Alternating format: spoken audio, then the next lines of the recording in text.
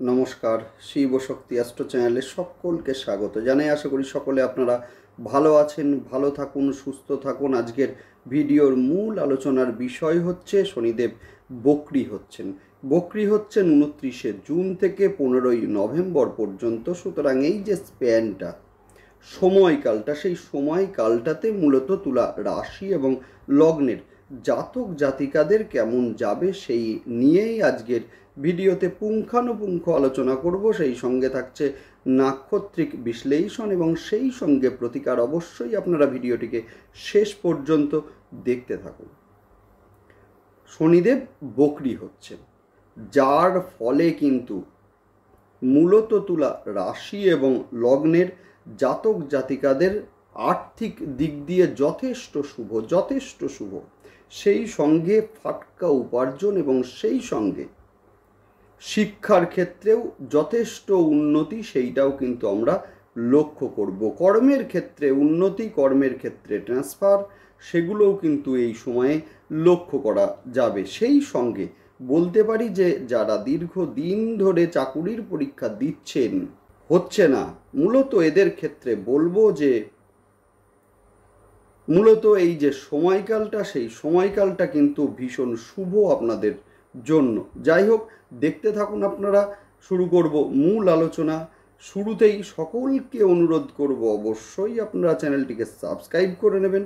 দেখুন, গ্রহের গোচর সেটা সাময়িক সময়ের জন্যই হোক বা দীর্ঘ সময়ের জন্যই হোক, যার ইম্প্যাক্ট কিন্তু আমাদের জীবনে ভীষণভাবে পড়ে। যে কোনো সিদ্ধান্ত নেওয়ার আগে গ্রহের গোচর বিশ্লেষণ সেটা কিন্তু ভীষণ জরুরি, ভীষণ দরকার। না হলে কিন্তু সিদ্ধান্তে ভুল হওয়ার একটা সম্ভাবনা সেটা কিন্তু মূলত থেকেই যায়। সুতরাং যে কোনো সিদ্ধান্ত নেওয়ার আগে গ্রহের গোচর দেখে নিন যে সেই সময়টা আপনাদের জন্য সুইটেবল কিনা, আপনাদের সিদ্ধান্তের জন্য সুইটেবল কিনা।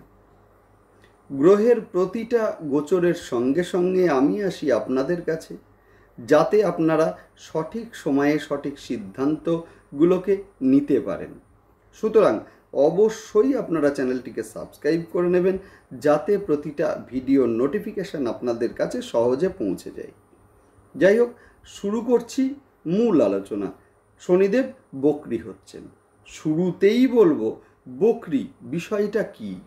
মূলত গ্রহের গতি আছে তিনটি, একটি হলো মার্গী, একটি হলো মূলত অতিচারী গতি এবং একটি হলো বক্রী গতি। মার্গী গতি অর্থাৎ নির্দিষ্ট গতিতে যখন গ্রহরা ঘুরছে সেটাকে আমরা বলবো মার্গী গতি। নেক্সট আলোচনা করব সেটা হচ্ছে অতিচারী গতি। অতিচারী গতি হচ্ছে গ্রহরা যখন নির্দিষ্ট স্পিডের থেকে বা নির্দিষ্ট গতির থেকে বেশি গতিতে ঘুরবে, সেটাকে আমরা বলবো মূলত অতিচারী গতি। এবং সেই সঙ্গে নেক্সট আলোচনা করব বক্রী গতি। বক্রী হচ্ছে যখন গ্রহরা মূলত পেছন দিকে অগ্রসর হবে। হ্যাঁ, সেই ক্ষেত্রে গ্রহরা কি আদৌ পেছন দিকে অগ্রসর হয় না। বিষয়টি হচ্ছে মূলত দুটো গাড়ি মূলত পাশাপাশি অগ্রসর হচ্ছে। দুটি গাড়ির স্পিডই কিন্তু একই রকম। সেই ক্ষেত্রে যদি একটি গাড়ি কোনো কারণে গতি কমিয়ে দেয়, তাহলে কিন্তু সে পিছিয়ে পড়বে। সুতরাং গ্রহের যে বক্রী গতি সেটা হচ্ছে একদম এই ধরনেরই। এখন বিষয় হচ্ছে বক্রীতে প্রভাবটা কি হয়। যদি কোনো শুভ গ্রহ জন্মছকে বক্রী থাকে এবং গোচরেও সে বক্রী হয়, সেই ক্ষেত্রে তার শুভ ফল কিন্তু দ্বিগুণ বেড়ে যায়। সেই সঙ্গে একইভাবে যদি কোনো অশুভ গ্রহ জন্মছকে বক্রী থাকে এবং গোচরেও বক্রী হয়, সেক্ষেত্রে কিন্তু সেই অশুভ ফল দেওয়ার যে ক্ষমতা সেটা কিন্তু দ্বিগুণ হারে বেড়ে যায়। মূলত তুলা রাশি এবং লগ্নের ক্ষেত্রে কিন্তু শনিদেব হচ্ছেন যথেষ্ট শুভ গ্রহ। সুতরাং যিনি কিনা বক্রি হচ্ছেন, যাদের জন্মছকে শনিদেব শুভ অবস্থায় আছেন, স্বক্ষেত্রে আছেন, উচ্চস্থ আছেন, এদের ক্ষেত্রে কিন্তু রেজাল্ট ভীষণ ভীষণ ভালো হবেই হবে। কিন্তু যাদের জন্মছকে দেখা যাচ্ছে শনিদেব নিচস্থ আছেন বা শত্রু গৃহগত আছেন বা শত্রু গ্রহের দৃষ্টি আছে, সেক্ষেত্রে কিন্তু বেশ কিছুটা শুভ ফলের হ্রাস হবে। যাই হোক, শুরু করছি এবার মূল আলোচনা। প্রথমেই বললাম যে শনিদেব কিন্তু 29শে জুন থেকে 15ই নভেম্বর পর্যন্ত বক্রগতিতে অবস্থান করবেন, ফলে এই সময়ে কিন্তু মূলত তুলা রাশি এবং লগ্নের জাতক জাতিকাদের অর্থের আগমন হবে, আর্থিক দিক দিয়ে যথেষ্ট উন্নতি হবে এদের। এবং সেই সঙ্গে বলতে পারি, যারা চাকুরির পরীক্ষা দিয়েছেন কিন্তু রেজাল্ট এখনো বেরোয়নি বা এই সময়ের মধ্যে পরীক্ষা হবে, এদের ক্ষেত্রে সাফল্যের জায়গাটা অনেকাংশে পজিটিভ হলো। সেই সঙ্গে পঞ্চমে অবস্থান করে শনিদেব দৃষ্টি দিচ্ছেন কিন্তু সিংহ রাশির ঘরে, অর্থাৎ আপনাদের একাদশ স্থানে, সেই সঙ্গে দ্বিতীয় স্থানে, অর্থাৎ অর্থের জায়গায় দিচ্ছে এবং সেই সঙ্গে ব্যাংক ব্যালেন্সের জায়গায় দিচ্ছে। অর্থাৎ কিনা কি হবে না, পঞ্চম স্থান হচ্ছে ফাটকা। সুতরাং ফাটকা অর্থের আগমন, সেইটাও কিন্তু এই সময়ে লক্ষ্য করা যাচ্ছে। সেই সঙ্গে বলতে পারি যে যাদের জন্মছকে শনিদেব উচ্চস্থ আছেন, স্বক্ষেত্রগত রয়েছেন, এদের ক্ষেত্রে বলবো যে অবশ্যই এই সময়ে কিন্তু অর্থের জায়গাটা যথেষ্ট শুভ হতে চলেছে। সেই সঙ্গে পুরাতন কোনো প্রেম বা মূলত পুরাতন কোনো সম্পর্ক যেখান থেকে আপনারা হয়তো বেরিয়ে এসেছিলেন, সেই সম্পর্ক নতুন করে গড়ে উঠবে এই সময়ে। সেই সঙ্গে পঞ্চমে অবস্থান করে শনিদেবের কিন্তু তৃতীয় দৃষ্টি পড়ছে আপনাদের মূলত সপ্তম স্থানে, যার ফলে যাদের বিবাহ মূলত বাধাপ্রাপ্ত হচ্ছিল না মূলত, সেই ক্ষেত্রে আমরা বলবো জায়গাটা অনেকটা পজিটিভ হলো। সেই সঙ্গে যারা দীর্ঘদিন ধরে প্রেমের সম্পর্কের মধ্যে ছিলেন, এই যে 5 এবং 7-এর সংযোগ, যার ফলে কিন্তু প্রেমজ বিবাহের জায়গাটা যথেষ্ট শুভ হলো এই সময়ে। সেই সঙ্গে বলতে পারি যে নতুন কর্মের প্রাপ্তি, সেটাও কিন্তু এই সময়ে ঘটবে। সেই সঙ্গে মূলত কর্মক্ষেত্রে কিছু পরিবর্তন বা হয়তো অনেক দিন ধরে যারা কর্মের স্থায়িত্ব নিয়ে দোদুল্যমান অবস্থাতে ছিলেন, এদের ক্ষেত্রে কিন্তু যথেষ্ট শুভ কর্মের ক্ষেত্রে স্থায়ী অবস্থা সৃষ্টি হবে এই সময়ে। মূলত তুলা রাশি, যে কিনা বায়ু তত্ত্বের একটি রাশি এবং সেই সঙ্গে চর রাশি, যথেষ্ট রোম্যান্টিক হয়ে থাকে এরা, যথেষ্ট ভ্রমণ প্রিয় হয়ে থাকে এরা। সবচেয়ে বড় কথা হচ্ছে যথেষ্ট ব্যালেন্স করে চলতে পছন্দ করে এরা। সমাজের মধ্যে, সংসারের মধ্যে একটা ব্যালেন্স, সেইটা কিন্তু ভীষণভাবে পছন্দ করে এরা।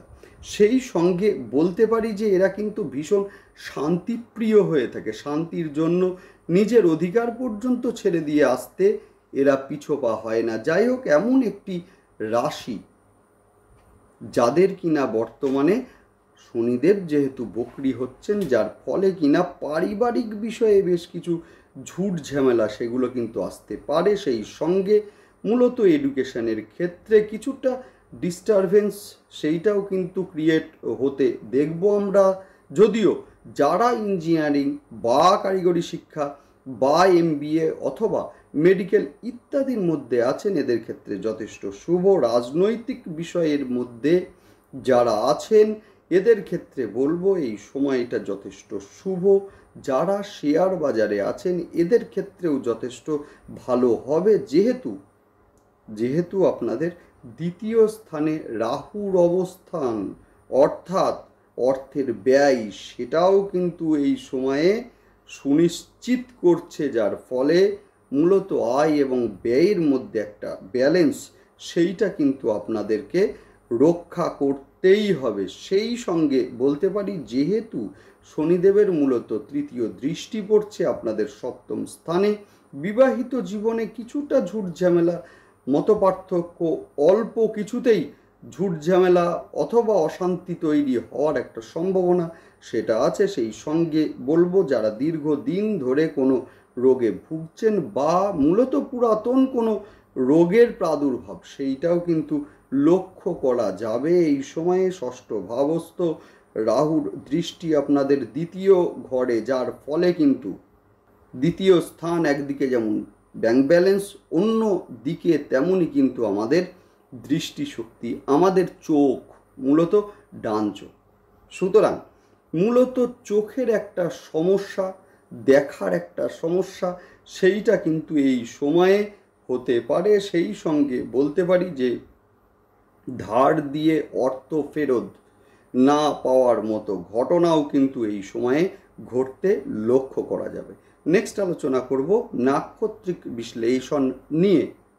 শুরুতেই আমরা আলোচনা করব চিত্রা নক্ষত্রের জাতক জাতিকাদের ক্ষেত্রে এই সময় কিন্তু অর্থের ব্যয় যথেষ্ট লক্ষ্য করা যাবে। সেই সঙ্গে স্বামী এবং স্ত্রীর মধ্যে কিছুটা মনোমালিন্য হওয়ার একটা সম্ভাবনা সেটাও কিন্তু আছে। সেই সঙ্গে ব্যবসায় কিছুটা উন্নতি করবেন মূলত চিত্রা নক্ষত্রের জাতক জাতিকারা। নেক্সট আলোচনা করব স্বাতি নক্ষত্র। শরীরে আঘাতপ্রাপ্তির একটা সম্ভাবনা আছে স্বাতির, বিদেশ যাত্রার যোগ আছে। যদিও এই সময়ে যারা ঋণের জন্য চেষ্টা করছেন এদের জন্য ঋণ প্রাপ্তি হবে। সেই সঙ্গে রোগের পিছনে অর্থ ব্যয় সেটাও কিন্তু স্বাতির ক্ষেত্রে লক্ষ্য করা যাচ্ছে। সেই সঙ্গে প্রেমের ক্ষেত্রে কিছুটা ভুল বোঝাবুঝির একটা সম্ভাবনা সেটাও কিন্তু স্বাতির রয়েছে। নেক্সট আলোচনা করব বিশাখা নক্ষত্রের জাতক জাতিকাদের ক্ষেত্রে এই সময়ে কিন্তু পেট এবং লিভারের সমস্যা বাড়বে। সেই সঙ্গে হঠাৎ করে পড়ে গিয়ে আঘাত প্রাপ্তির একটা সম্ভাবনা সেটাও আছে। সেই সঙ্গে সন্তানের জন্য ব্যয় সেটাও কিন্তু এই সময়ে লক্ষণীয়।